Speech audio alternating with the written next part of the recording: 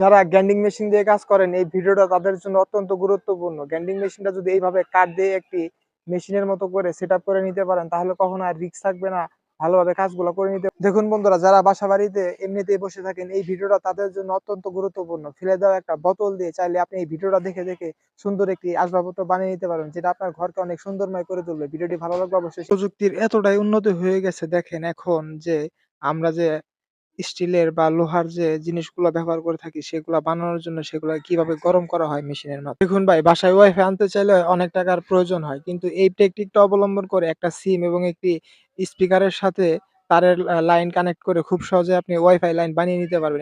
এতে আপনার টাকাও বেঁচে যাবে এবং আপনি খুব সহজে এটা বানিয়ে নিতে পারবেন। ভিডিওটি ভালো লাগলে অবশ্যই। দেখুন বন্ধুরা, চায়নাদের মাথায় কত বুদ্ধি, তারা পরিত্যক্ত বা ফেলে দেওয়া একটি গ্লেন দিয়ে অসাধারণ একটি বস্তু বানিয়ে ফেলে। এই বস্তুর মধ্যে খুব সহজে আপনি যেকোনো ফল ফ্রুট রেখে দিতে পারবেন। ভিডিওটি যদি ভালো লাগে তাহলে অবশ্যই শেয়ার করে দিন।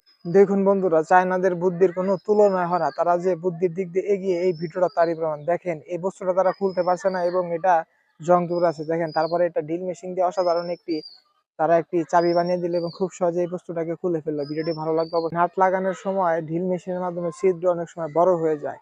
এই ভিডিওটা দেখে পদ্ধতিটা শিখে রাখেন, তাহলে যতই বড় ছিদ্র হোক না কেন ভালোভাবে জিনিসটাকে আপনারা লাগাতে পারবেন। উপস্থিত বুদ্ধি থাকলে অনেক কিছুই করা সম্ভব। দেখেন একটা ঢালকে কিভাবে দুইটা ডাল বানিয়ে নিল এবং একটা ডাল দিয়ে এই দুইটা ডালের নাট খোলার যন্ত্র বানিয়ে নিল। ভিডিওটি যদি ভালো লাগে অবশ্যই শেয়ার করে দিবেন।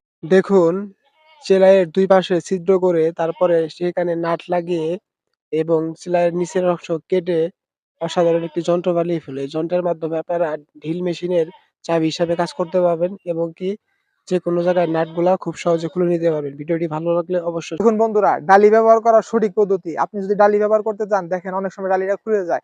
এই ভিডিওটা দেখে টেকনিকটা শিখে রাখেন, তাহলে আর কখনো আর খুলবে না। ভিডিওটি ভালো লাগলে অবশ্যই শেয়ার করে দিবেন।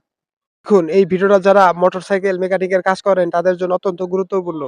একটা পাতি দিয়ে অসাধারণ একটি যন্ত্র বানিয়ে ফেলে। যন্ত্রের মাধ্যমে খুব সহজে আপনারা মোটরসাইকেলের সামনের চাকার নাটগুলোকে খুব সহজে খুলে নিতে পারবেন। ভিডিওটি ভালো লাগলে অবশ্যই শেয়ার করে দিবেন। ভিডিওটি ইলেকট্রিক মিস্ত্রিদের জন্য অত্যন্ত গুরুত্বপূর্ণ। অনেক সময় তার মাঝখান থেকে তামাটি বের হয়ে যায়। সেক্ষেত্রে একটি প্লাস্টিক পাইপের টুকরো দিয়ে এই ভিডিও দেখে পদ্ধতিটা অনুযায়ী কাজ করলে খুব সহজে তারটাকে মেরামত করে নিতে পারবেন। ভিডিওটি যদি ভালো লাগে তাহলে অবশ্যই শেয়ার করুন।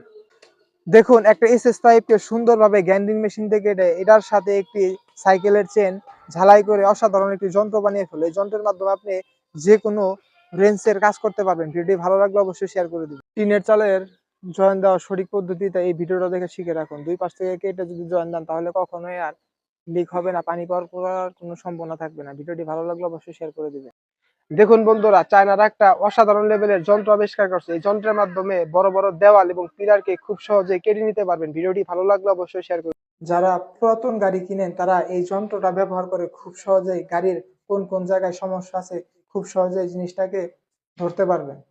দেখুন ভাই, চায়নারা একটা অসাধারণ লেভেলের যন্ত্র আবিষ্কার করছে। এই যন্ত্রের মাধ্যমে খুব সহজে টাইলস গুলো আপনারা যে কোনো ডিজাইনে কেটে নিতে পারবেন। ভিডিওটি ভালো লাগলে অবশ্যই শেয়ার করে দিবেন। দেখুন বন্ধুরা, কিভাবে মেশিনের মাধ্যমে মোটা মোটা শেকল বানানো হচ্ছে, ভিডিওটা দেখুন।